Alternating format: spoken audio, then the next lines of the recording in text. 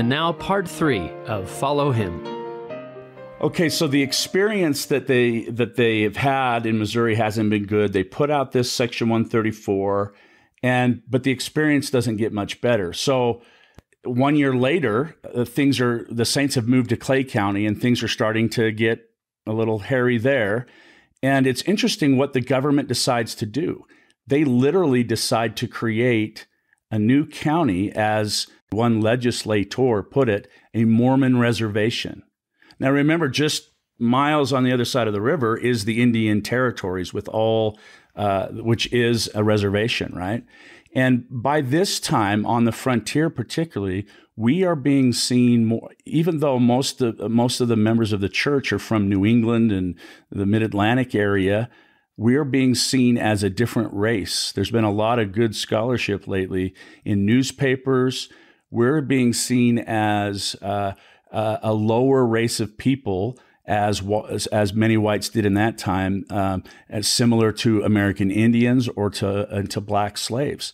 And it's interesting that the legislator would use the term a Mormon reservation, right? A place where you can go, or we can just keep you confined. And we take it because it's a place to be where we can safely gather again. And Ohio is breaking down. And so we go to Caldwell County and set up far west. And one of the other counties that's made out of that, Daviess County to the north, was meant to be open to everyone. And we took that to mean us as well. But the people that were Missourians who wanted to move there took it to mean, no, you're supposed to basically stay on the reservation, right?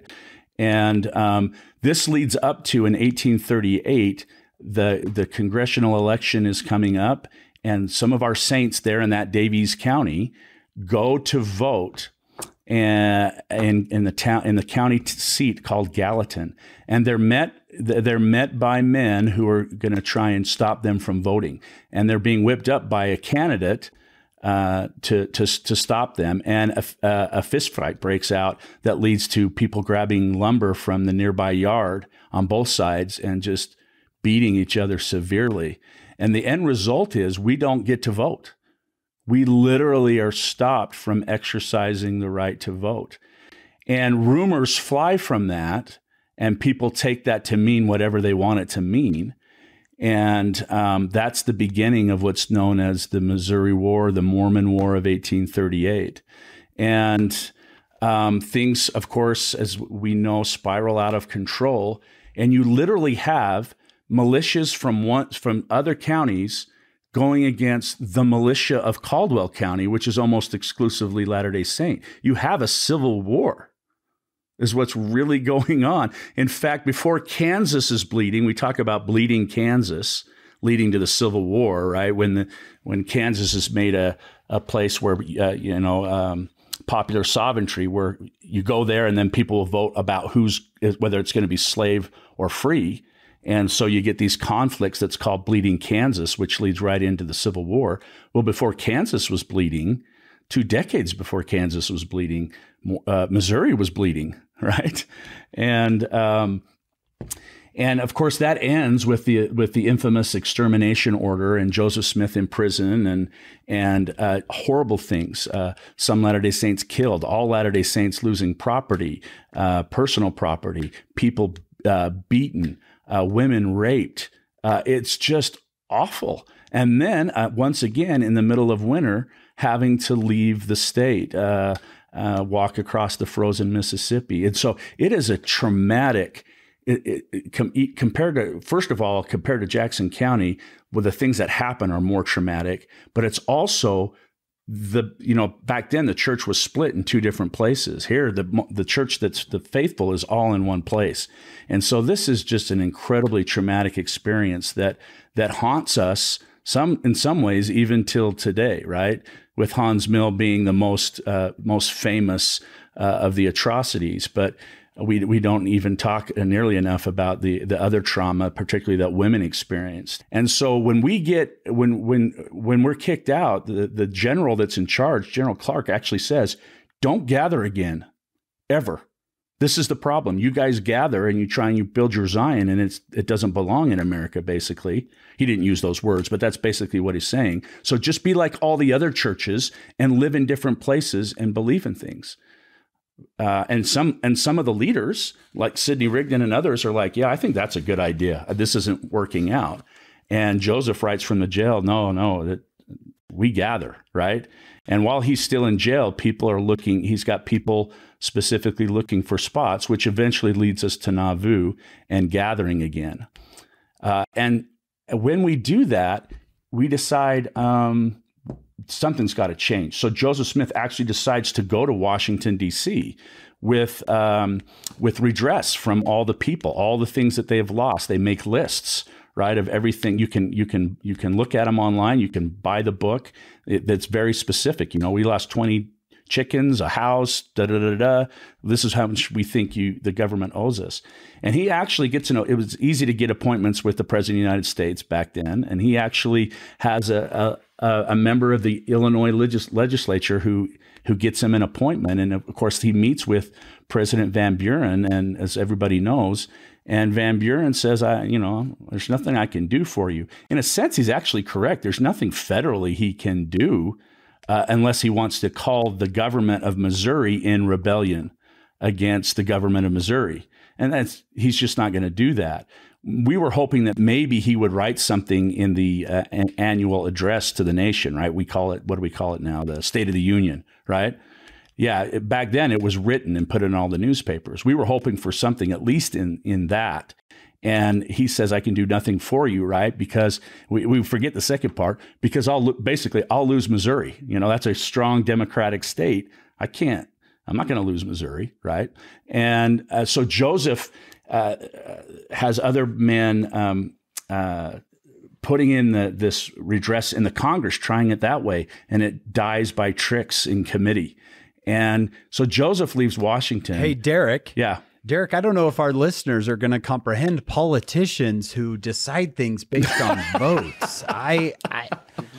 John, do you think our listeners are? Yeah, I like or thing that doesn't happen today. Or tricks in Congress to make sure things never. Congress. Yeah. We'll just pass a continuing resolution. Exactly. He had really believed that there was sympathy throughout the United States in the newspapers for what had happened in Missouri, and he really thought that could change the equation in Washington. And he comes away realizing it's not going to be the case. If we don't do something for ourselves, it's never going to work here. And so luckily they had walked into Illinois that was evenly split between the two parties, the Whig and Democratic Party. And you've got now almost 10,000 people that are new. We want you to be Democrats, or we want you to be Whigs, right? Because it changes the balance in Illinois. And, Joseph was smart to use that to be able to get a charter, the Nauvoo Charter, which allowed for a sense of self-government, right? We would have our own government with elections, with special legal rights, and the Legion, right? Both times we'd been disarmed, and here we would have an official Legion that's part of the city, not the county militia, and that belongs to it belongs to Nauvoo, but in reality, that belongs to the church, right? And so Missouri is hanging over everything. And so it works. We have our own little place there in Hancock County, and we elect members and non-members to offices. And when people try and kidnap Joseph, he's able to use the court system that was given them by the legislature to not get extradited to Missouri and be assassinated. And so that there was kind of a breathing there in late 1840, 41, 42, that we can breathe again, right? We're protected. We're going to be okay. It starts to break down. And at the same time it starts to break down, those ideas of protection, Joseph starts receiving revelation, and in public and private starts to talk differently. And it's all around the temple, right? He's talking in public about keys, and he's talking into the Relief Society about keys, and he's talking to the people about, he's using the book of Revelation to talk about priests and kings made by God, right, that rule with Christ for 1,000 years. The Government of God, an editorial comes out that summer that talks about that God's law has always been basically theocracy, right? The church and state are the same thing. And there's kind of a change in his thinking. America has failed us, right? And it looks like it's going to fail us again. And he kind of weaves this idea, what he's later going to call theodemocracy. And I'll explain that really quick in a minute, and we don't need to go in big detail about it. But there's a real sense that we've been let down, and we have. I mean, there's no doubt about it. And in the fall of 1843, as it looks, people are becoming more upset. More of us are arriving. It looks like the Zion experiment could be headed toward persecution again. We don't want a repeat of Missouri. Joseph's kind of last decision is to reach out to the candidates running for president of the United States and ask, what will you do if you're elected regarding us? Here's our history, so forth. And 3 of them respond, which actually, of the 5, which actually shows that Joseph had become a person of importance in the nation, that they would actually take the time to respond. But all 3 of them say the same thing, right? We can't do anything. Would Latter-day Saints know any of these 3? So the 3 that respond are Van Buren, who says, "I told you what I told you." Henry Clay, who's the great legislator and ends up being the Whig candidate, who says the same thing. Says, "I told you in Washington, probably the best thing for you to do is to go to Oregon," right? And then John C. Calhoun is very famous. He's running. He's been in there forever. He's the big states' rights guy of the South.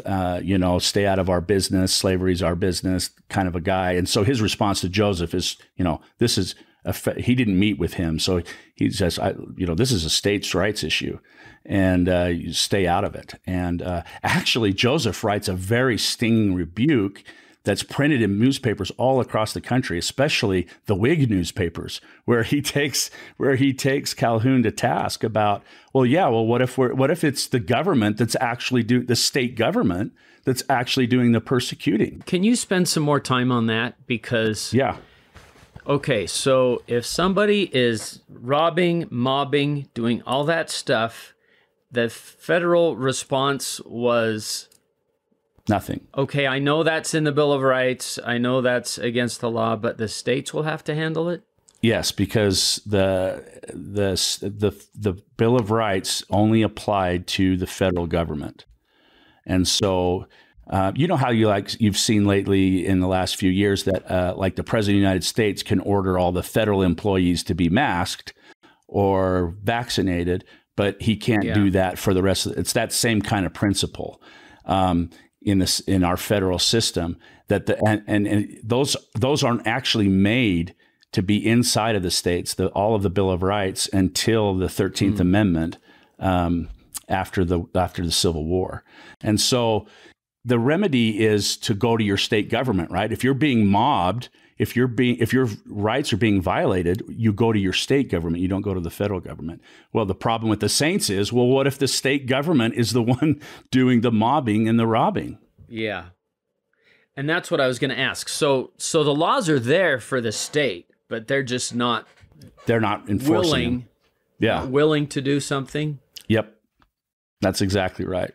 Right. And so it's obviously a lot more complicated than that. But the idea is that they don't see any options anymore. And so at the end of January, a meeting is held of the leading brethren of the church that are in town, and they propose and nominate Joseph to run for president of the United States, not just on an independent ticket, but with independent electors. In other words, that means that we'll create electors for the Electoral College in every state. So it's not just a PR thing. They're actually building an infrastructure for there to be a chance, if he won a state, for those votes to be cast in the Electoral College. So right from the very first meeting, it's serious. They talk about sending certain people to certain places. Joseph says, send everybody who can preach out to electioneer, and this is his quote, "There's oratory in the church enough to get me in the first slide," end quote. So the first time. So it's, all political campaigns are, wow, believe, right, that they could do everything. Do you think that if one of the candidates would have responded positively that Joseph doesn't run and he supports that candidate with everything he has? Yes, because in October, when things were really falling apart, there was a church editorial called "Who Should Be the Next President of the United States?" And in that, it says, we want to find a candidate who will protect us, and then we will throw our votes and try and get everybody else to throw their votes to that candidate. And that's when they choose, they write the letters, and then the response is nothing. None of them will.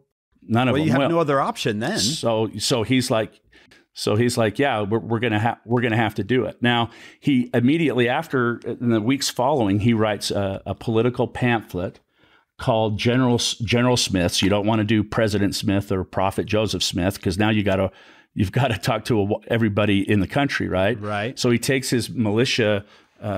By the way, he's a lieutenant general, is what the state gave him. Think of that. So for context, there's no lieutenant general between George Washington and Ulysses S. Grant in the Civil War, except Joseph Smith. And so, so he writes this pamphlet called General Joseph Smith's Views on the Powers and Policies of the Government of the United States. And it's basically a presidential platform, which is something they didn't do back then. They didn't put out their views on specific things because then they could be held accountable to try and do those things. Joseph's just the opposite, and he mails it to every person in the federal government that's important, all the governors, and to all the major newspapers, because in those days how media worked was people just passed on to, reprinted other newspapers. And that's how the word of everything got around. So it gets all around the country.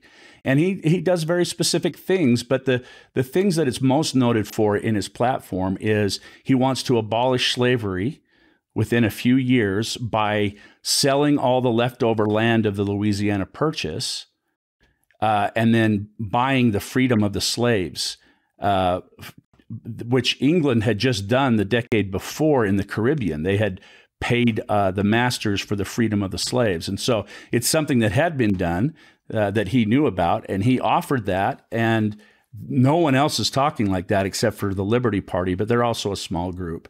And so, I mean, that's a big thing to say, right? There's several other things, but the other big one that's important to us is that he wanted to make it so that the president had power to enforce the Bill of Rights in the states. And he says, and he uses that same justification that he uses in his letter to Calhoun. If the government of the state is the one doing the mobbing, then the federal government has to step in to protect freedom of religion, and not alone freedom of life or freedom of property. Right. And so, once this starts to get out and get a little traction, local Illinois people are like, this guy's going too far now, right? And they call for a wolf hunt, which is not a subtle call for everybody to get their guns and we'll go hunt wolves, but maybe find Joseph out of town or whatever. And so Joseph realizes that that the danger is getting quicker than he thought, and gets the Council of 12 together and says, we need to start sending people west to find where we go next. And if we can't find enough people, then we'll just wait till after the election. And we got to start looking for where to go in the west, because it doesn't look like it's going to work out here. We have to leave the country. Yes, isn't that right? We're going to try this election thing, and we're going to try some other things. But the writing seems to be on the wall that we need to leave America, because America is not giving us freedom of religion. Imagine that, Derek. Latter-day Saints have to flee the United States. I just think that some people here, oh yeah, Joseph Smith was a candidate for president of the United States. Oh, that guy just had delusions of grandeur or something. And what you're saying is as a direct result of not being able to redress the grievances that were happening to the saints. They would have thrown their support behind another candidate if they would have supported that, but that wasn't happening. So as a direct result of that, he's running for president, not because he's kind of crazy ambitious or has political aspirations. Am I saying that accurately? You are, and as Joseph Smith did with everything, he throws, the kitchen sink in. I mean, he goes for the gusto, and so I'm one of two experts in the entire world, right, on Joseph Smith's presidential campaign. Me and a fellow named McBride, who's in the Joseph Smith papers. So Spencer, his book came out this year. My book came out last year. And because of the Council of 50 Minutes, which I'll introduce in just a second, and because of his really good U.S. history research and my 15 years of tracking down all the people who went on missions, you can't call it a PR. It has been called that in the past by historians, church historians especially, but the evidence is overwhelming that it was a real campaign. It wasn't just try to get our name out there. Yeah, get our name out there or throw away our votes or whatever. And so with this wolf hunt, like I mentioned, they start planning to go out west as well. And the wolf hunt was actually planned for March 9th, although it doesn't happen. On March 11th, 2 days later, Joseph Smith creates what's called the Council of 50. Its real name is much longer and is literally calling it the Kingdom of God on earth, with the people in it as the servants of God to do his will. And it's a council of 50 men. They meet confidentially, and their goals are made clear from the very first meeting. They are, one, to find a place where we can go, to leave, anywhere we can go, to build up a theodemocracy, to build up, to be able to worship our rights. The only way we're going to be able to do that is if we're in control of our government.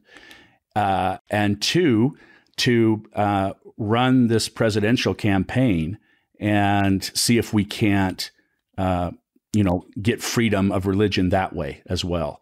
And so they're working on both projects initially. They send someone to Texas who's not even a part of the United States yet, they're their own republic. And they actually negotiate a deal, Sam Houston does, with our ambassador to have us move down there near the Mexican border to kind of be a buffer between the Texans and the Mexicans. But he doesn't tell our ambassador, he's also dealing with an ambassador from the United States. And when our ambassador leaves, he actually does the handshake deal to join the United States. So, but I give you that just to show that we're thinking about going there. We're thinking about going in California, which is basically all of Western United States, or Oregon. Okay, so they're thinking about that and the election. But by the April General Conference, they've thrown everything into the election. All this other stuff is kind of put on hold. And at the General Conference, there's actually been a call for all the elders that can possibly in the church get to Nauvoo, because there's going to be a special session where people are going to be sent out on missions. And so that special session, and of course, this is the General Conference with the King Follett Discourse. You've got the Laws and the Higbees in the background, who are former friends, former leaders in the case of the Laws, who have now gone against Joseph. And that actually begins with the political issues in the fall and continues with plural marriage in the winter. And now they've broken off and created their own church and are calling Joseph a fallen prophet. So he's got pressure now inside the community, as well as the pressure outside of the community, which sounds an awful lot like what happened with Missouri, right? I mean, part of the reason Missouri can happen is because W.W. Phelps and others, Orson Hyde and others, signed affidavits against the church. So it seems like Missouri is repeating itself. And at this general conference, the last session, there's 1,500 elders that show up. And Brigham Young and Joseph and Hyrum Smith, Joseph Smith on purpose isn't there because it was against the rules of politics back then to look like you wanted to be president or to electioneer for yourself. You didn't do it because it was a gentleman thing. You were invited to run, right? And so he wasn't at the meeting, but Brigham and Hyrum lead the meeting, and they basically say, look, we are sending out missionaries, and you're going to do two things. You're going to preach the gospel of Jesus Christ, and you're going to electioneer for Joseph Smith to be president of the United States. And we want you to electioneer with everybody that you can. We want you to do this, and we can have success. Brigham Young says this is a fire that can't be put out. It's a really, you read the firsthand accounts, it's a really resounding meeting and the cheers for Joseph Smith for president. So at the end of the meeting, 277 people have signed up. By the time their names are listed in the church newspapers the next week, you're about to 350. And with assignments to, they all have assignments to go to different states. And there are presidents assigned to each state to run the missionary work, both the religious and the political side. That's where I got interested in it, was looking at the missionaries. And I literally spent a decade chasing down every loose end, and the internet helped. And I found out that the number is actually, if you don't count the quorum of the 12, they lead it, so they are. But if you don't count them, the number I came to is 621. So there's obviously more than that I just haven't been able to find because you lose historical records, making it the largest missionary force in numbers until 1905. And as far as the number, percentage of available priesthood men being out on a mission, there's never been again like in the history of the church. So that right there tells you it's a big deal. It's not just a PR campaign, right? Because they're not just going out to say we've been abused and maybe you should vote for Joseph Smith. They're holding conventions in each of the states. They're nominating electors who will go on to the Electoral College. They're renting big halls. They're having big rallies and small rallies. They're preaching and electioneering in homes, in schoolhouses, throughout all the states, with a special, the most being sent to Illinois and New York, where they would have the most chance of influencing things, would be those two states. Right. But, in the research I've done, it's a very serious thing, and they're doing the best they can, right? And in some places, they're getting a little bit of support from those people who don't like either party. But in some places, especially the South, they're getting persecuted pretty bad, tarred and feathered, threatened, bricks thrown at them, all kinds of things. And while they're out doing that, Joseph and the Council of 50, who consider themselves to be like I said, the kingdom of God on earth, to prepare for the second coming when it comes, that like we've all said, there has to be a kingdom for him to come to, right? Right. Well, this revelation to him, he believed that's what they were doing, right? And if it doesn't work out with the election, then we'll leave the country, right? And he has this idea of theodemocracy, which is where God and the people share power. In other words, God calls people to be the rulers. The people sustain those rulers. And Joseph was very careful to say things like, and that he'd already done this before, that this doesn't mean everybody's a Latter-day Saint. He brought people who were not members of the church into the Council of 50, actually. Not very many, it's token, but at least shows where his mind was wanting to go. And so anyway, that election continues to progress. And locally, now back to Carthage, Joseph's political enemies team up with Joseph's religious enemies who've just left the church, the Laws and the Higbees. In fact, the leader of one of the parties actually is the one that gives the printing press to the Higbees and the Laws to print the Nauvoo Expositor. And so in the Nauvoo Expositor, this newspaper that's put up by Joseph's enemies talks about plural marriage, right? Goes into all those details. But those things have been out for years that they'd had to combat with John C. Bennett, which you may have talked about in in other podcasts.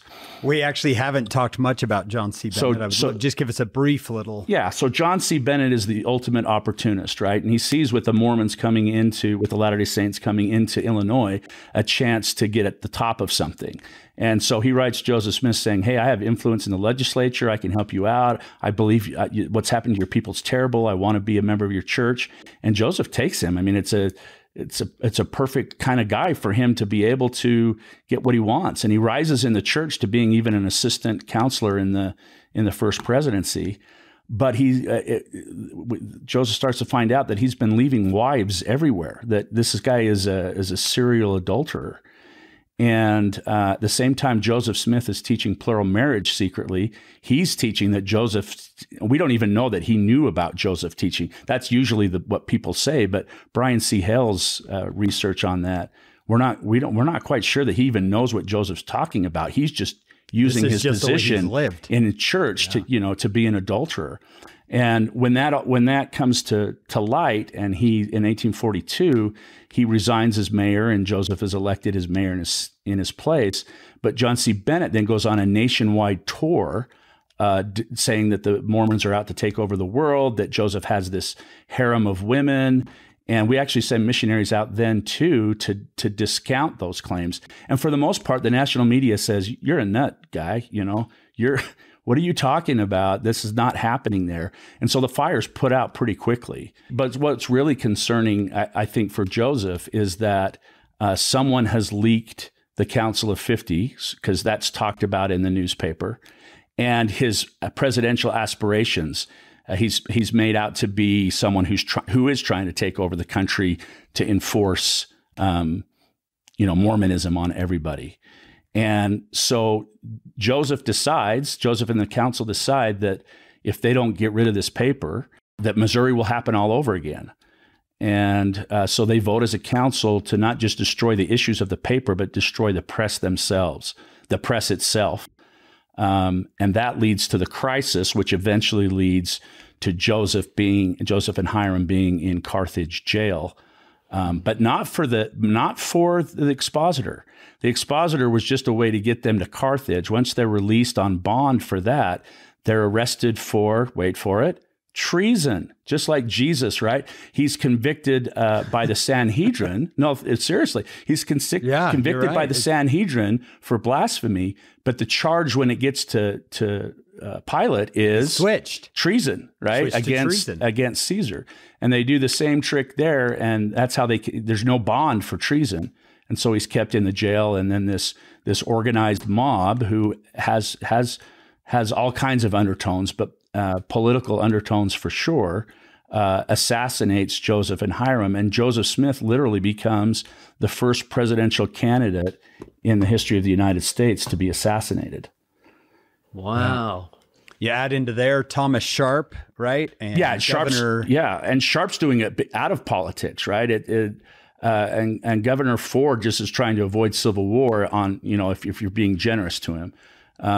So, plural marriage is part of it. Yeah, but all of Zion is part of it. Zion for us is a whole way of life, a whole structure. It's not just what people call religion. And so, Joseph Smith was killed for his religion, absolutely. But there were definitely political undertones, as well as what is traditionally called religious undertones to what's going on with his assassination, with his murder. Yeah. Wow, that was such a good lead up to 135. 136, right, is going to be the camp of Israel, how to organize our exodus out of the country, right? That's what happens. I mean, we are literally, it takes a year or so, but we are literally forced out of the nation. In fact, Governor Ford purposely lies that there's a federal force coming to take us and prevent us from leaving, to make us leave in the middle of the winter, which causes all the deaths in Iowa, which is the worst part of the trip. That wouldn't have happened if the original agreement to leave in the spring had been honored. So we literally are kicked out of the United States, and we want out at that point. You've done nothing but murder and rape and kill, and now you've killed our leaders. You're not, in fact, you read the journals and they talk about the Latter-day Saints, we're the real Americans. We're the ones that really believe in the Constitution and all of its rights. And we're going to go out here in the West, and we're going to do it on our own. We're going to do it for ourselves. We're going to create this theodemocracy, and we're going to call it Deseret, right? And the problem is they get out there and they start to do that, and then the United States wins the Mexican-American War, and now they're back in America, right? They're only out for about a year, really, out of America before they're right back in it, and that leads to the tension that goes for another half decade between us and the federal. We wanted the federal government to help us. Now we actually want our own state government, right? So that we can just be ourselves. Right. And now the federal government's like, you're a territory so that you're under our control. And that leads to, plural marriage, the fights and all that leads to eventually the decision to end and to join the United States kind of full on. But I guess just to kind of wrap that, so that leads into Section 136 about why we're leaving in the first place. And just to kind of wrap the whole narrative up about what that might mean for us, both of these sections and all of this idea is that to go back to 133, we have a specific commission to gather the house of Israel. That's in 133. We have a specific mission to prepare the earth for the Savior's return. That's in Section 133, and it doesn't just mean doing missionary work. It means creating a society. And Section 45 tells us that it won't just be members of the church, a Zion society that is ready to return, ready for Christ to return to. And that means, like we talked about with most people are good and all that kind of stuff, that we have a responsibility not just to bring people into the Church of Jesus Christ, but to make the world a better place, to build Zion. And that if that means working with people of other faith, that's what we want to do.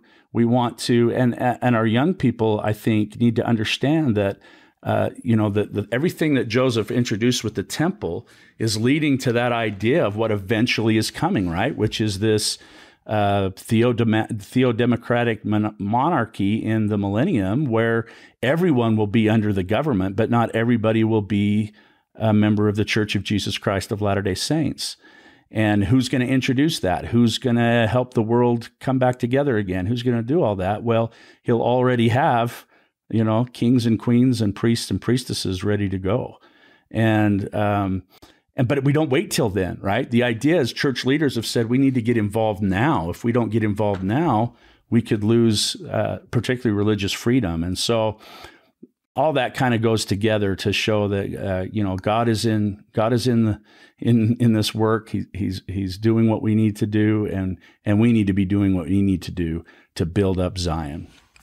I'm just so glad for some of the nuggets, especially the idea, and I think I had heard it, but I really get it today, that Joseph Smith, it wasn't just, I think I'll run for president, or it was direct result of trying to address the things that had happened, the persecution, property, life, horrible things, as you mentioned, that had happened to the saints. So that and bringing attention to it, even.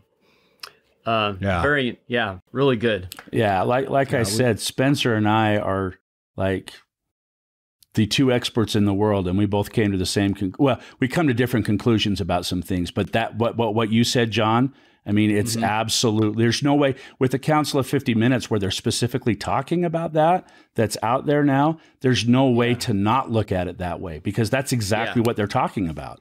And they're saying that freedom of religion has to be everywhere. If we win the presidency, that doesn't change that I'm president of the Church of Jesus Christ of Latter-day Saints. Freedom of religion must exist for everybody. In fact, it's during the campaign he says that famous quote, "I'm just as willing to die for a Baptist or a Presbyterian or anybody else. And if I lose my life in this cause, I am willing to be sacrificed upon the altar of virtue." And he's talking about it's a presidential campaign speech. Very interesting. Wow. Yeah. We want to thank Dr. Derek Sainsbury for being with us. Wow, it's just been an incredible day. We want to thank all of you for listening. We're grateful for you and your support. Thank you to our executive producers, Steve and Shannon Sorensen. We love you, and we love our production team, Jamie Nilsson, David Perry, Lisa Spice, Kyle Nelson, and Will Stoughton. Thank you so much for your work, and we hope you'll join us on our next episode of Follow Him.